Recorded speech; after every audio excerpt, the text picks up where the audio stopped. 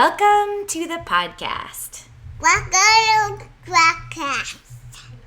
Good job. Awesome. Hey friends, we are here in our green room. Where are we, guys? We're in Cedar Rapids, Iowa. Cedar That's right. Rapids, Iowa.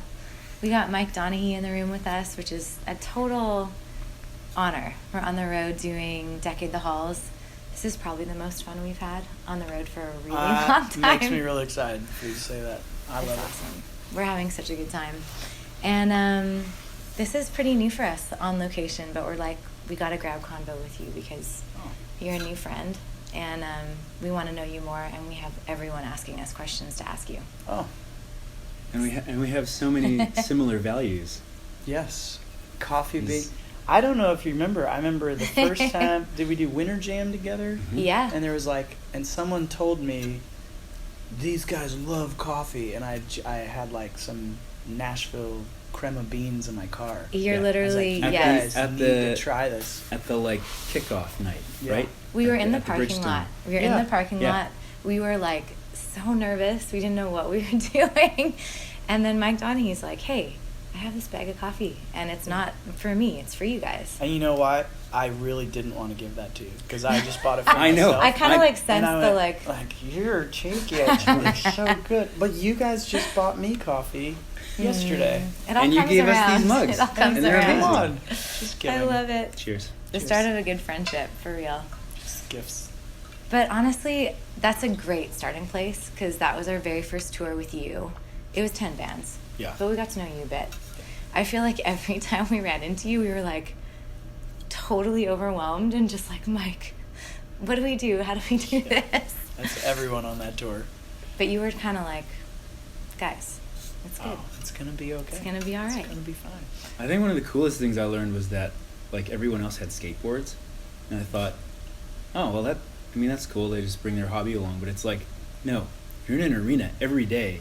This is coming You're from gonna- people that play little You're club gonna shows. kill your feet walking around on those cement floors, and it was like, that's genius. My newest evolution in that is I have a mini folding bike.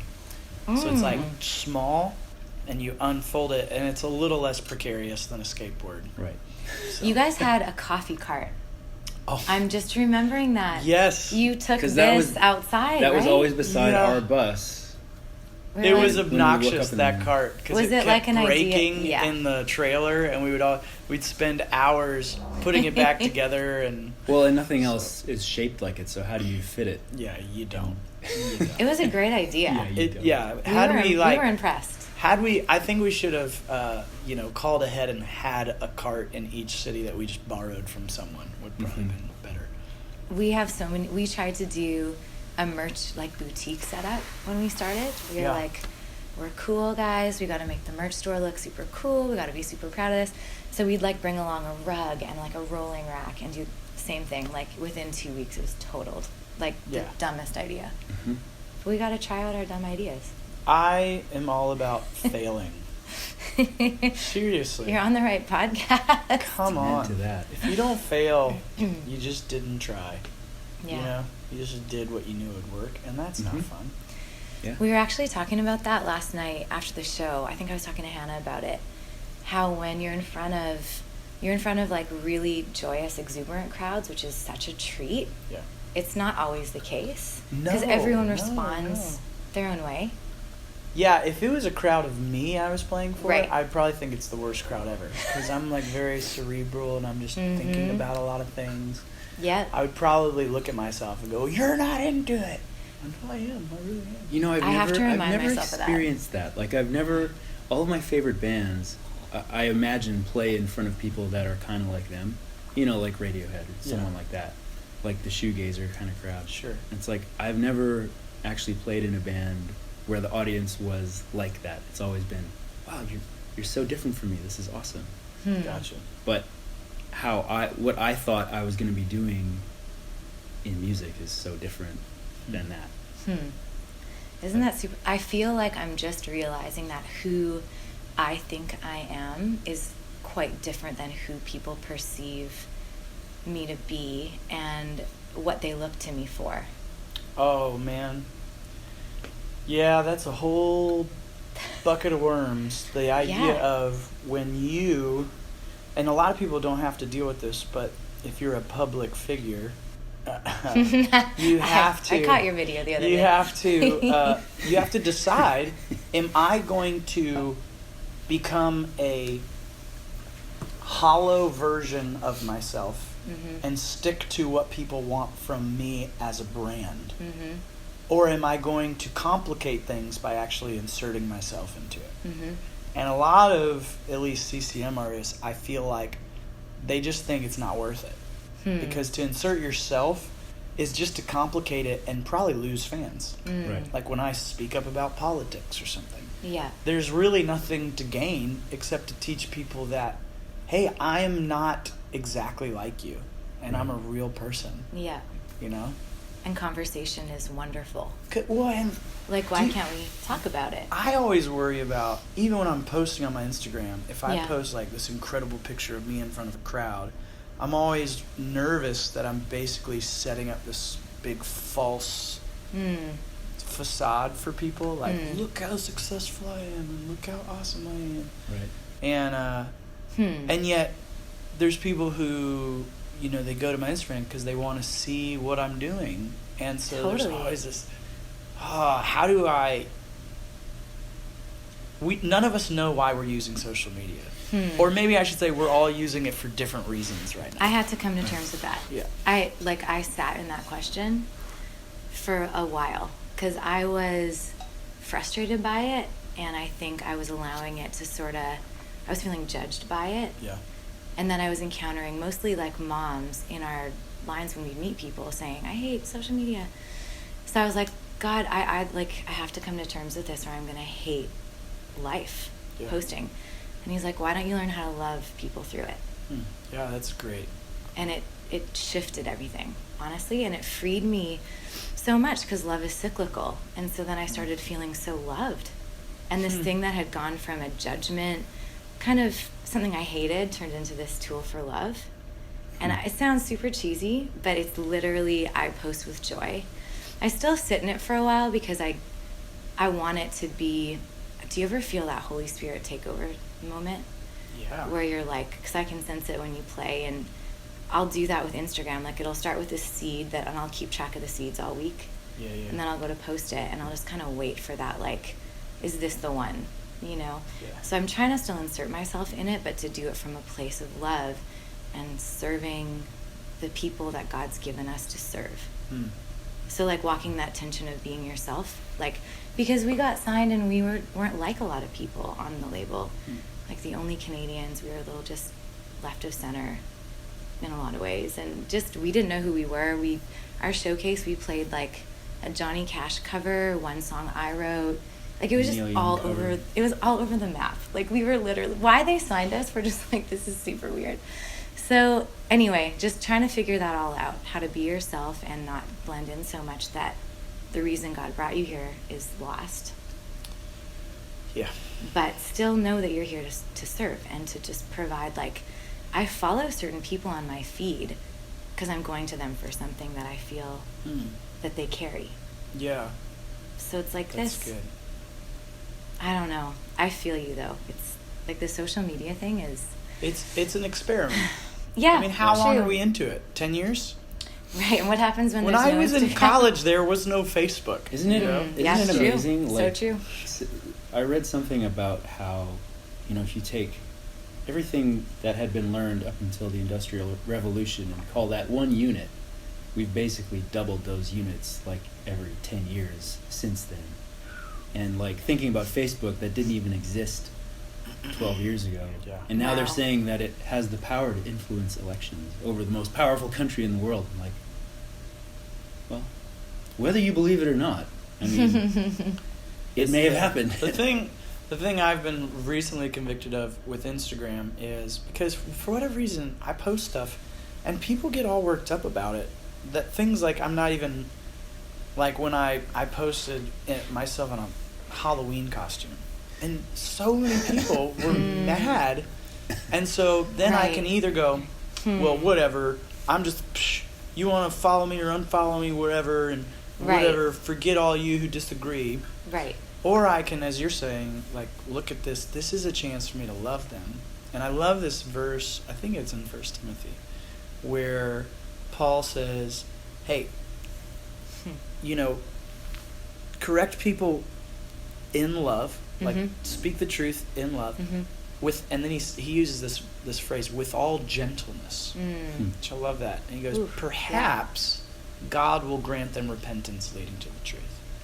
So suddenly, for me, it's really changed the way I approach my comment section. Is I go, okay, I'm not supposed to disregard this person who's just spewing venom at me, but let me tell them what I believe, but not like in a hateful, like, let me change your mind kind of way. I'm right, you're wrong. Because this is why I choose to do this, and God bless you. And when I stopped worrying about winning arguments and just worried about speaking the truth in love, it took a ton of pressure off for me. And isn't it cool that, like, even someone like John Lennon, arguably one of the most antagonistic public figures of his time, would say, like, when he wrote Imagine, and he said, sometimes you just have to coat the truth in sugar so that it goes down easier. Yeah, that's true. And, like, I mean, that's pop music for sure. Yeah, right. Do you think you make pop music? How would you categorize what naturally comes out? Man, I don't know. I get, because pop is technically just popular. Right. So some of my songs have been pop because lots of people liked them. Lots of my songs were obviously not pop because lots of people didn't like it. So my writing process, I do think it seems like it's a little different than some people I encounter. There's this, my guiding verse has always been Psalm 49:4, where David, I think it's David, it might not be a David psalm, I need to go back and check that, but there's a good someone watching this and be like, it was the sons of Korah, you dummy. He says, I incline my ear to wisdom, and with the music of the lyre I will solve my riddle. And so I don't know what genre, because I love every genre, man. Yeah. I love pop, indie, Americana, like folk, country. I mean, I like it all. Hip hop. And so for me, it's just the content of the song is about unriddling myself. So you can probably go through your records and get a sense of, like, what you were living and you working can see through. What the struggle is. Yeah. Every song. Yeah. And that's why we had a whole record called The Struggle. I Yeah. really tried to embrace that. Yeah. So. I love that. I remember being on, so much goes back to Winter Jam because we were just eyes wide open trying to take it all in.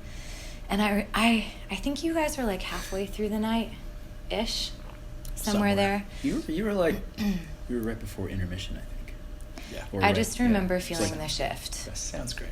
I remember feeling a shift toward, like, you can, I think you've probably been in, like, both of these writing sessions or experiences where you can just write a song and it may even be a hit, but it's maybe not your hit.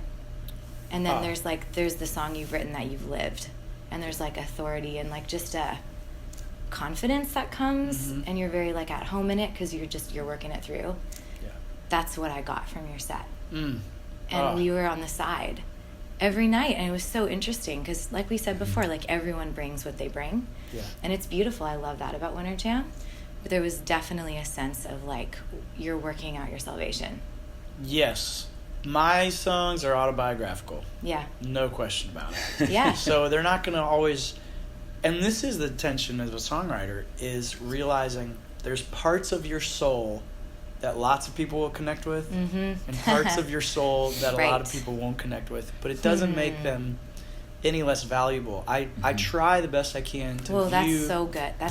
That's really good. I think a lot of people are we gonna. recording? Yeah, Did we that get was that? really good. That was So good. because the picture I have in my head when I write songs is the woman who pours the perfume on Jesus' feet. That I have to embrace some of these songs that I spend, because some songs, you write in 10 minutes, and it'll be the most popular song you ever wrote. And then I've had songs that I've been writing for 2 years. Yeah. And realizing that at the end of the day, if that song that I just think is the greatest song ever was just meant to be poured on Jesus' feet, and that's it, Mm-hmm. that's enough of a reason to write a song. And I think in eternity, just like lots of things, we might be surprised at which songs had the most eternal value. And I would say the same thing about shows. I say this all the time. There's been shows that we've played that on paper were the best for our career, but they actually were the worst for our souls. Yeah. Because it just fed into this narcissistic, egocentric, look at how successful and how great you are. Yeah. But then they were like, I really cherish, and you guys had a similar experience. You played for a long time before anyone cared about your music. And I've been in this band 19 years, so there's a good 9 years that nobody cared about the songs that I wrote. Right. You know, and I go, those shows, though the worst for my career, they weren't doing anything for my career, were so good for my soul. Yeah. Because it taught me that the number of people that like it doesn't define its value. You know? Yeah. And it's just such a good season. I think back if people that, I don't know, I wasn't ready, I guess, and God knew that too, but we had a good time figuring each other out and me trying to figure out what he actually gave me to steward. But it was definitely a learning time for Chris and I, you know? But I think I'm 19 years in, and I think I just played a new song I wrote for my buddy Chris, who's in Ren Collective. I said, hey, what do you think of this song? Is it like too much like songs you've heard from 10th Avenue North before? And he goes, no, mate, I think you're just standing up in your anointing. Like God's given you that sort of message. You know, he's Northern Irish, sorry. that was good. That was All actually right. quite No, good. I've spent a lot of time with those guys. But he said, you know, he said, just from the outside looking in, I feel like your anointing is in lifting people's shame from their backs. And this song is that. And Have you always I been love in that. tune with that? Like, have you always known that was... No, obviously, like I said, they're autobiographical, so maybe I'm just struggling with my own shame constantly. Right? Hey. Oof. Yeah. Yeah. And apparently that seems to resonate with a lot of people. Well, it resonates with me. I mean, I thought it was funny in the Q&A yesterday when you said Losing was probably your least performing single. And it's like... No, it was Worn. Sorry to correct. Oh, was it Warren? Yeah. Oh, okay. Well... But Losing is the Okay, well, song. this story just went off. No, I'm sorry. Losing is my favorite 10th Avenue song. Come on. There you go. That's real. Well, I'll tell you, that song wasn't meant to be a radio song. It was just a challenge from Way FM. Wally wrote us and goes, hey, we're going to do this challenge. We're going to get like 10 stories from our listeners, and you guys are going to write a song based on one of these stories. And it's just going to be like a one-day special thing. Wow. It wasn't meant to be whatever. And all 10 of the stories were about people struggling with forgiveness. Wow. All 10.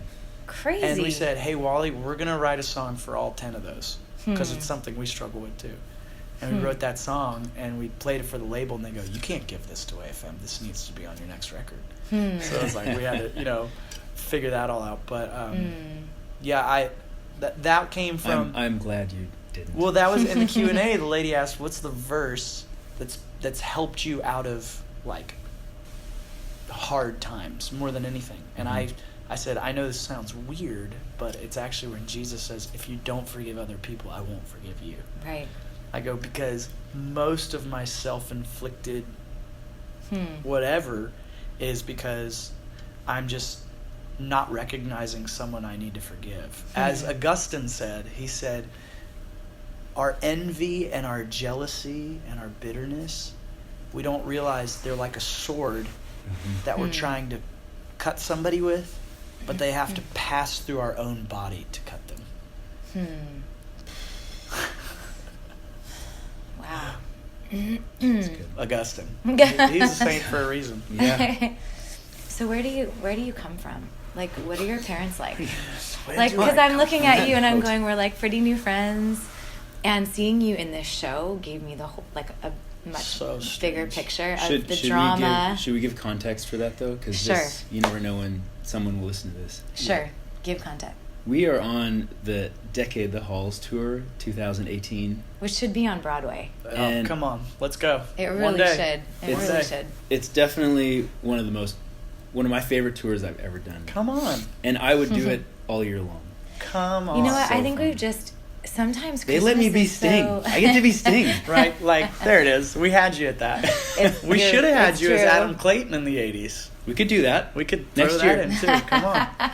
And I mean, well, we can keep going. You know, it's funny though.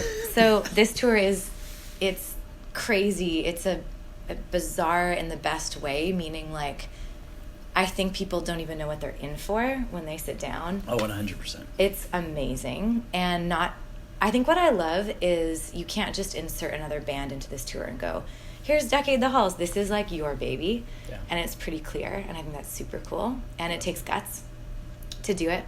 But the drama side of you is so like the drama major. Yeah, yeah. The drama. Yeah. The drama The queen drama side side of you. is The biggest applause I have for anyone on this show is my bandmates who actually Oh, went, gosh. this is absurd, Yeah. let's do it. They're You know? so all the way in. Yeah. And I mean, Like- I love all of them. I mean, Spencer's always on 10. Yeah. But watching Ruben, he's the master of the little things. Exactly. Like when he walks out for the mistletoe song. Yes.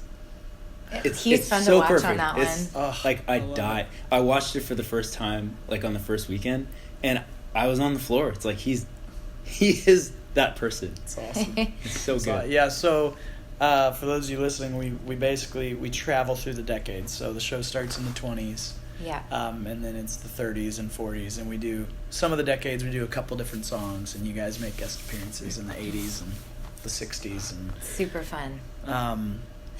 but yeah, I was a theater major, and I was just writing about this a couple days ago. It's this weird tension when it's weird. Like I started playing guitar really late. I was really into theater my whole life. Mhm. I come from a big family. I was the Okay. middle child. So it was sort of like, Mike, come entertain us, you know? So Huh. that's probably where a lot of that comes from. And right before I was going to college, in my senior year of high school, I got in a really bad car accident, and I broke my back and broke my head. Did you guys know that? I Yeah. ripped my ear off. Just I when think you I said told this in Q&A, I did not know that. Yeah, before. yeah. It's one of those things where when we first started as a band, I didn't talk about You're a it. pretty good athlete, right? You were gonna. I mean, Well, I'm okay. I'm scrappy. I can drain some threes, though, bro. You get me on the court. that's the game now, Let's man. go. Let's go. That's true. They might call me Steph Curry at my local YMCA. No big deal. Mm. But yeah, I got in that accident, and I never shared that when we first started as a band because I didn't want to be the car accident guy. You know, I didn't want our music to be about my story necessarily. I wanted it to be bigger than that. yeah. But I had learned guitar as a result of breaking my back because I just needed a way to pass the time. I was super bored laying around all day. And that's how I started. But so I got to college just not even thinking about music. I was terrible at the guitar. I was theater. This weird thing happened where my freshman year, I couldn't get a role in any play. My sophomore year, couldn't get a role. And I had gotten some really unique opportunities in high school doing like different camps and being invited to these things, and I was used to people thinking I was amazing at theater. So when I got to college and I wasn't getting roles, I was very it's like, disoriented. Wait, you guys don't recognize me as a genius. hello. Well, in the meantime, I had all this spare time. I started this band. My senior year in college, I had to turn down several roles that I was given because I was a theater major, so I had to audition as part of my credit, and I got given roles and I had to turn them down. And I remember like people were mad at me in the theater department. How dare you get a role and just turn it down? Who do you think you are? And I go, no, you don't understand. I've got all these gigs with my band that I need to do. Yeah. So I can't be in the play. And it was just this. And what the funniest part of the whole thing, and people probably don't believe me when I say this, but I was so bad at the guitar. I was so comfortable acting, but terrified to play and sing. And what's the thing God opens the doors in? And I think, for me at least, not everyone is this way, but it really felt like God purposefully said, I need you to know this isn't you. I need you to know this is something else. And I'm the one giving you this anointing, even though your talent doesn't match it.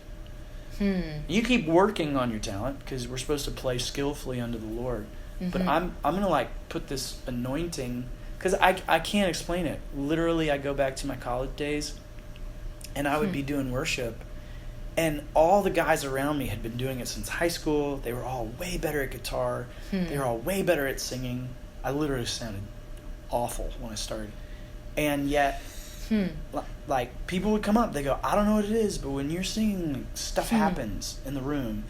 And I don't even say, well, it's because I was very faithful, and it's because I was so obedient to the Lord's call. No, it's like God just put this thing on me, and he did it on purpose so that I knew it wasn't me.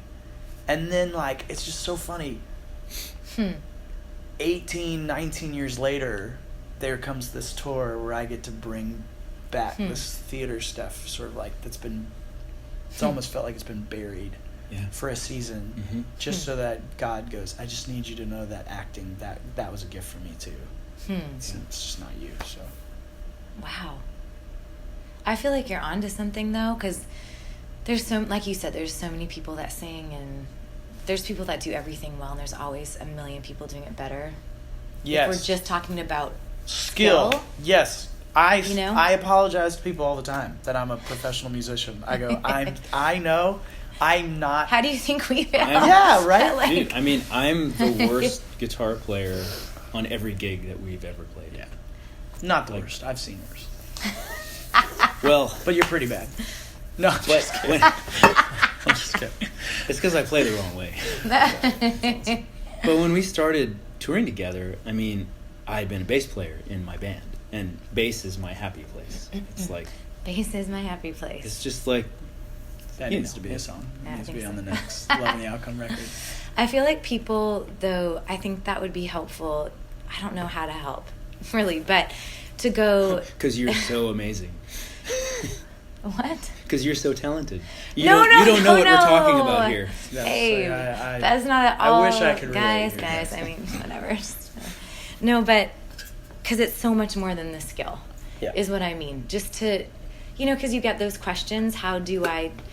Actually, that is one of the questions from someone when I asked people today on Instagram. Yeah, you got some questions. What do you got? Yeah, but it was like, how do I take this music thing and make it go? Which, I mean, I was the girl with that question, but it's like you start walking down the road and it's like you're uncovering the treasure that is way underneath it all. To go, God has something way beyond the skill. That's just the little side thing, the tool, I guess. But it's when we get in touch with what... you're anointed, like you said, like you're anointing, that's when you start really sensing, whoa.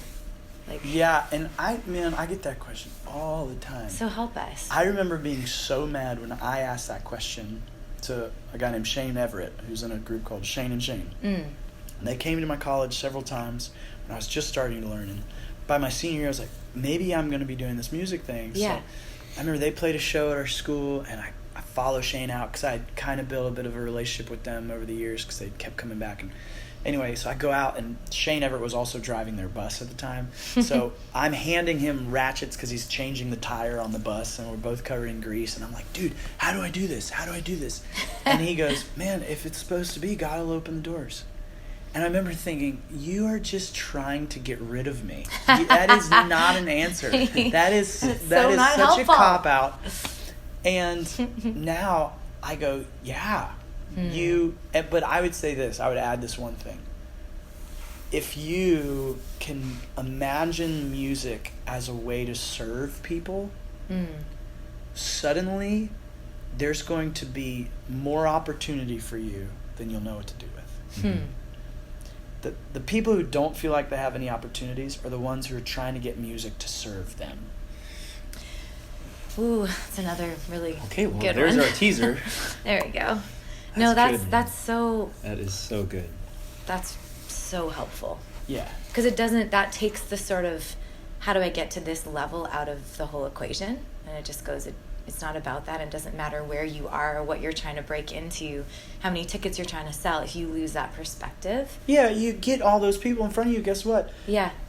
It's hollow. Yeah. Because you're not there to give them anything. You're just there to take.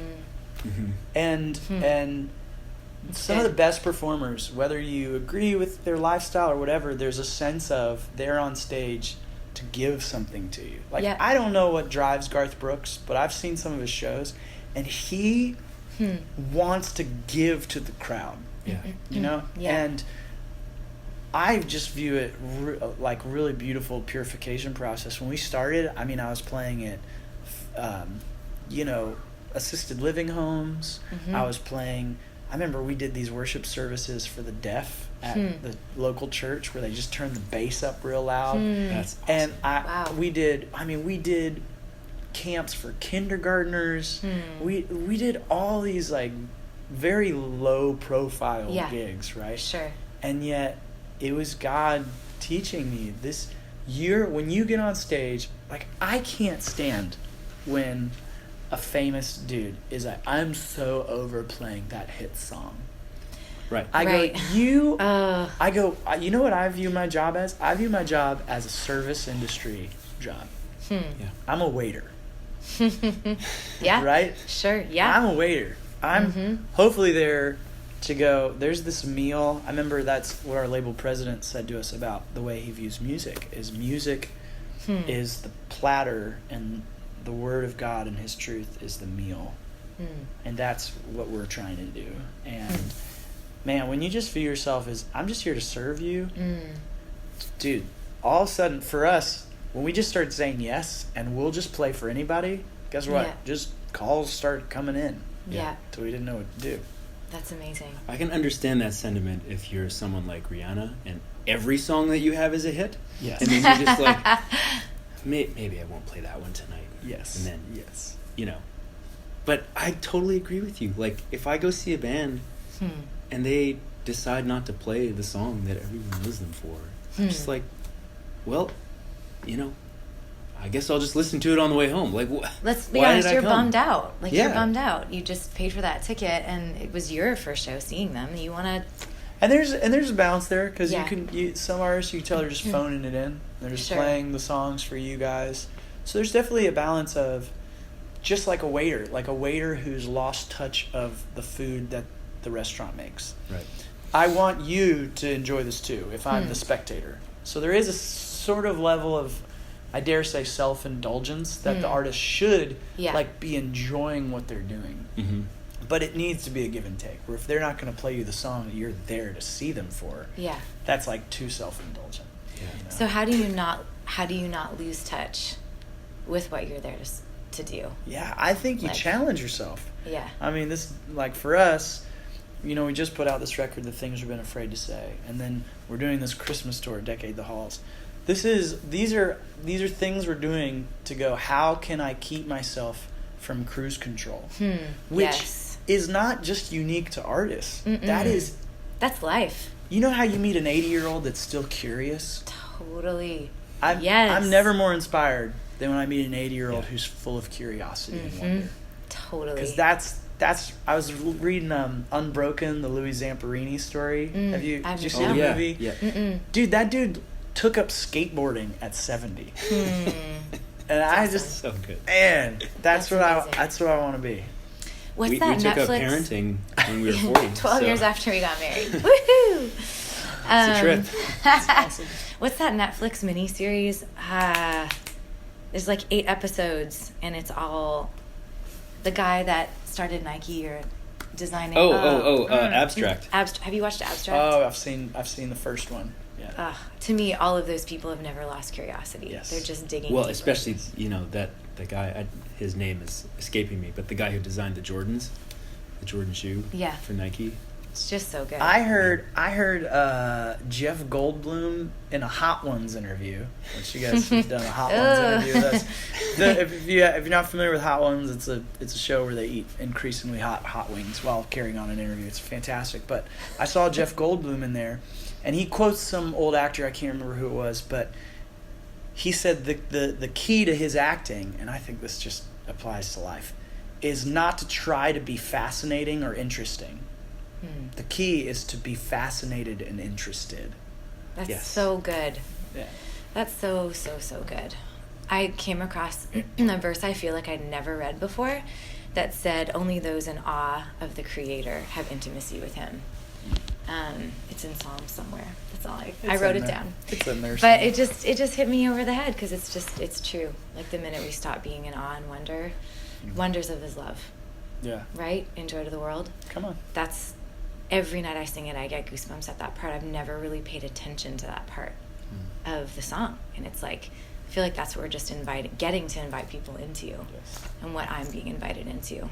But I wanted to ask you something, Kate, on Wonder. That's how you stay connected. What about like in marriage? How long have you been married? I've been married. Yeah, how long have you guys been married? This is 15. Come on. Coming You're ahead of me. in 7 days. Oh, that's awesome. Mm-hmm. We almost made it on this tour. Keeping it close to Christmas. I like that. Yep. 10 years. 10 years. And Four daughters. It's just like that's so good. Amazing. My wife is a superhero. Mm-hmm. I don't know if you feel comfortable with this. We always get uncomfortable.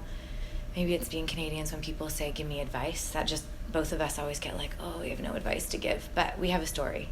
Yeah. So then it kind of assumes we're like, no, okay, well, we have a story of 15 years of working it out. Yeah, absolutely.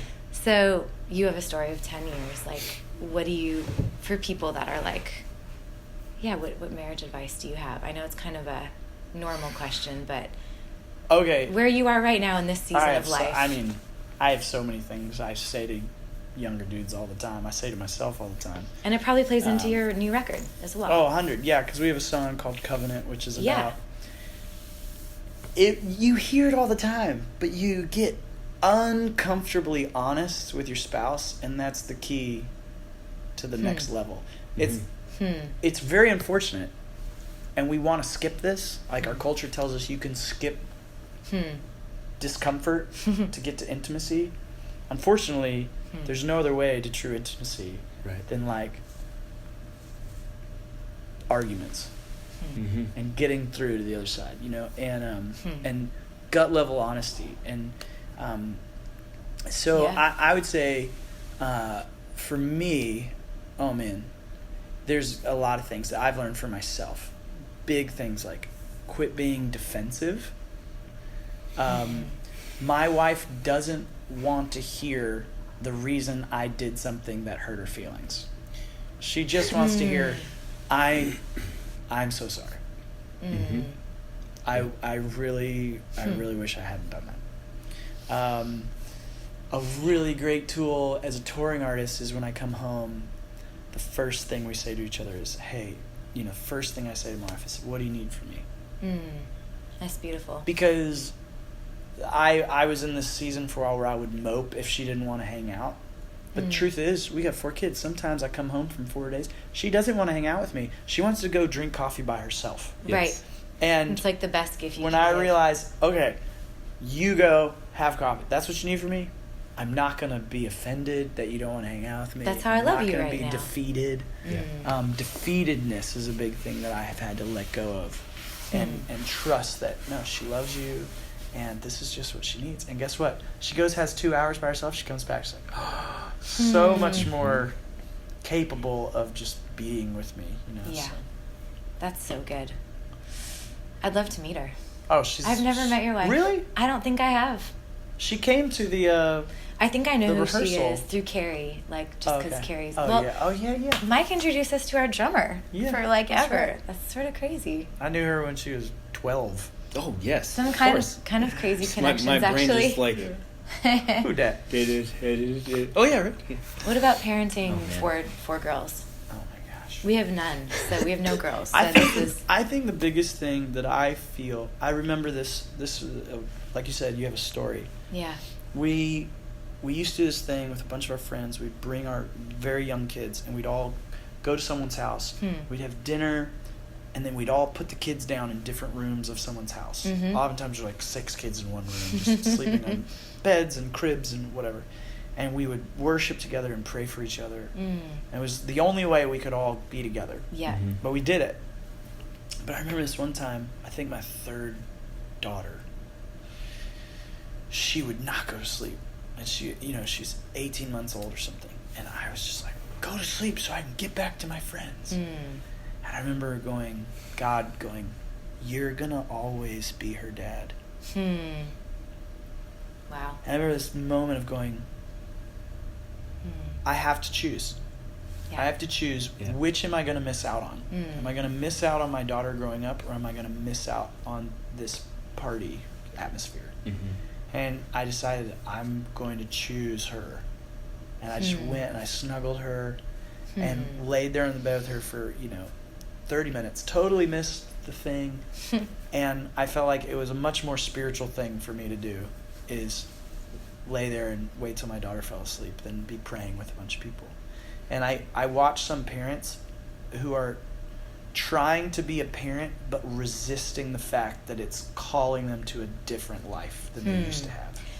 And there's this bitterness you sense. Yeah, and totally. Like, you have to embrace that your kids are just going to intrude on your time. Yeah, right. Like, you're not going to get things done in a timely fashion. You're not going to be on time. You're not going to... But, like, one thing I always want my kids to know is no matter who I'm in a conversation with, they can interrupt me. Yeah. That's good. That's so good. My parents were both like that. And my dad, he would always pick up the phone at work if I called him. Awesome. Even if it was for, no reason. Oh, my mom was a little so tougher sweet. because she worked at a hospital, so if we called her and she answered, she's like, what happened? Is something wrong? I'm delivering babies. It's like, what are you doing? this is kind of the emergency line. But my dad was always so sweet.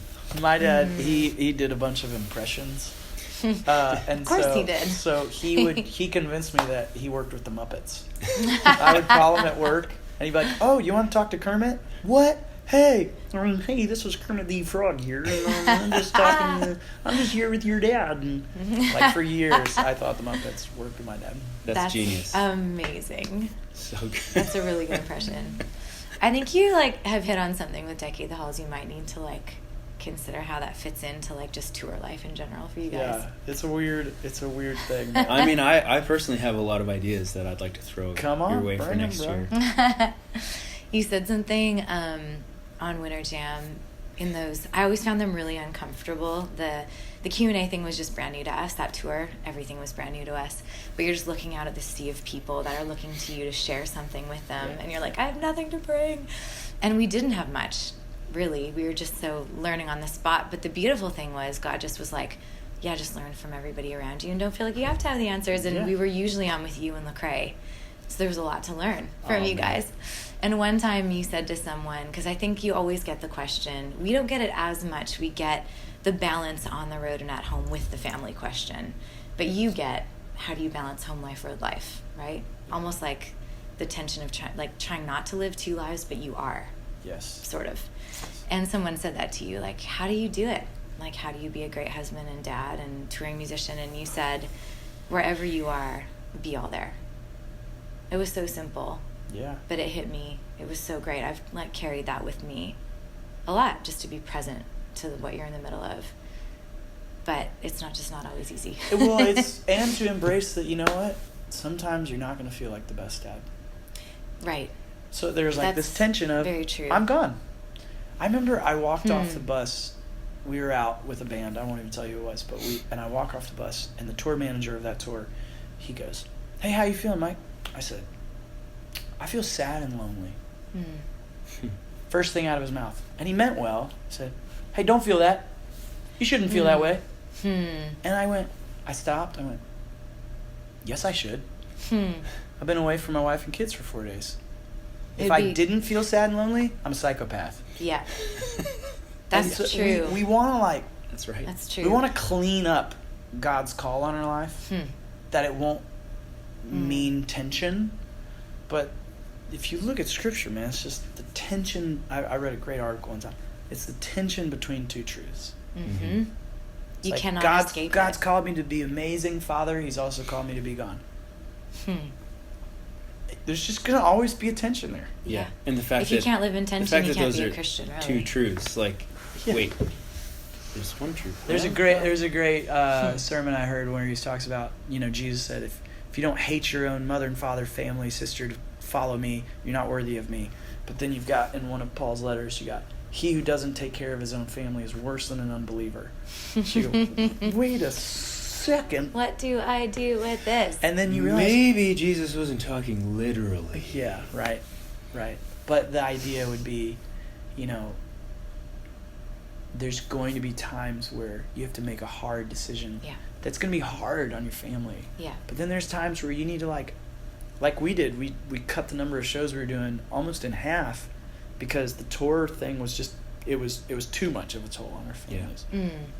And I say that all the time. I go, before like people going, I want to tour for a living, and go, okay, check with your wife. Because if she's not on board, you're not on board. Yeah. Sorry. It's not gonna. Totally.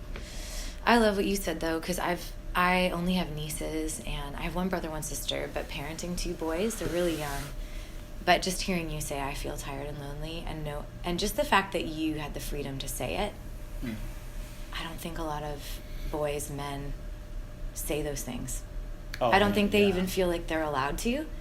And I've tried to be, you're learning on your feet, right, with parenting? Like, you Well, are where you are. And I just find, like, with Milo, already at 2.5, he's sensitive. And he's always processing. And sometimes he'll hardly hurt himself, but he's crying about it. And I can be a bit of a tough one sometimes and be like, it's tempting to be like, you're fine. But the Holy Spirit's really been nudging me and going, did that really hurt, honey, or did that scare you? Yeah. Like, let's actually talk about it so I don't raise boys that just don't think they can say I'm sad and lonely. Yeah, totally. Like that emotional language. Well, the thing we always tell our girls, because our girls, they throw fits all the time. They're girls. Yeah. And the thing we always say is, you're allowed to be sad. You're not allowed to throw a fit. Right. Sure. Yeah. There's somewhere in there. Totally. But I think that's a big thing for boys. I don't know if it's because girls get a period that moms think, like, I need to sit down and have this talk with you sooner than later. Like, there's this, like, kind of clock on it. So you feel like we need to sit down and talk about things that maybe don't get talked about. Yeah. But with boys, I don't know. I'm totally just spitballing, but maybe there's still a billion changes that go on in your body. But for some reason, it's I don't think that's untrue. Yeah, I've just been processing it because raising boys already is different than me. Yes. I'm just like, okay, how do I do this? But anyway, I love that you said I'm sad and lonely. I hope our boys feel like they can be honest about that. There's great literature by a therapist guy named Chip Dodd called Voice of the Heart, and he kind of helps you sort of decipher what the major emotions you're feeling are. He kind of breaks them down, kind of like primary colors and secondary colors. Yeah. So, like, you'd say, how do you feel? You say, I feel awkward. He goes, well, that's not really a feeling. It's like, that's here. Yeah. So he's like, actually, from this list, what are you feeling? And then you try to break down awkward, and then you go, oh, I feel sad and fearful and angry. Well, those three things you can feel. But we use these, like, secondary color emotion words that keep it here.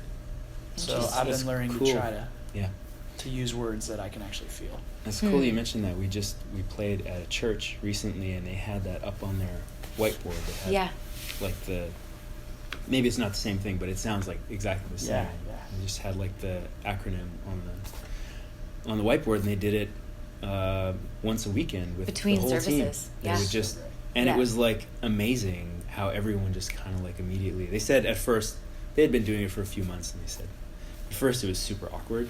This isn't feeling. But, like, by even just inviting us who had never done it before, everyone was so open with how they were feeling. It was awesome. Speaking of which, not completely the same, but I had someone ask me to ask you how you're joyful all the time. Oh. So I guess that's how you're perceived by a lot of people. I is fooled you all. constant joy. I fooled you all. Well, I will say I've had a natural sunny disposition my whole life. My mom said I used to sleep with a smile when I was a kid. Oh, that's really sweet. So there's definitely, I don't want to take too much credit where it could just be my natural, disposition given by the Lord. But I guess I would say I'm joyful because I'm not afraid to be sad. I'm For joyful. the Enneagram people out there, I can buy that. Yeah. I'm there's some argument about what I am, but I'm pretty sure I'm some kind of 4. Yeah. Because you look at my journal and I am a mess, and I think the reason I can become joyful is I get all my emotions off my chest to the Lord. There's this really great verse in Psalm 62:8, I think. It says, "Pour out your heart before the Lord. The Lord is a refuge for those who trust in Him." I think a lot of people, they carry a lot of sadness and bitterness and tension because they never let God have that. You've been talking about that at Q&A. Yeah. How your prayer time is very messy, angry, and that's the way it needs to be because God already knows. Yeah. And so I think for me, I get real grumpy if I'm not cutting out time to just spew everything I'm feeling to the Lord. Yeah. Yeah. You live like lighter. Yeah. There's a song we wrote. It never made a record, but the lyrics said, "And even if I don't hear you," I'm talking about the chorus was wasting time with God, basically, because prayer often feels like you're just wasting time. You're not accomplishing anything. Right. But I said, for the 3 on the Enneagram, that's hard for me. There's a Henry Nouwen quote where he kind of alludes to this that I try to get to, is that, and even if I don't hear you speak, even if I don't hear you, at least there's this peace that I gave you the chance to. Right. And I think a lot of us, there's this lightness that comes. You may spend an hour in prayer and you don't hear anything from the Lord, and you feel like all you did was spew at Him, but you walk out and you go, and because I think there's this piece of, well, I know that if God was trying to say something to me, at least I gave Him a chance to talk to me. Yeah. I think that's good, and I actually love the question, because I think if the joy of the Lord is truly our strength, we do need to know how to live in joy. Oh man. It's a pretty important thing to actually ruminate on for a minute. Good question. Okay, socks. What kind of socks do you wear? My socks? Well, I wear all kinds of socks. These are, I don't even know what kinds they are. There's plain black socks. Plain black socks. Due to my costume demands, Yes. I need to go plain black. But my wife recently went to a Pendleton outlet store and got me a couple pairs of those. And Isn't that what you're wearing right now? That is so ironic. Is that what you got on? Yeah. Well, they were hanging over the chair there, and so I bought funny. these because Look they at made me those think beauties. of my Ziggy Bear. Yeah, it's So- bear socks. And I've been wearing them It's for really 3 funny. days straight because they're the best. They're so comfy. Yeah, and it's Iowa and we're freezing. it feels like someone's just hugging my foot. Oh, yeah, totally. There were more questions, but what's your definition of God? If someone says, who is God to you, what do you...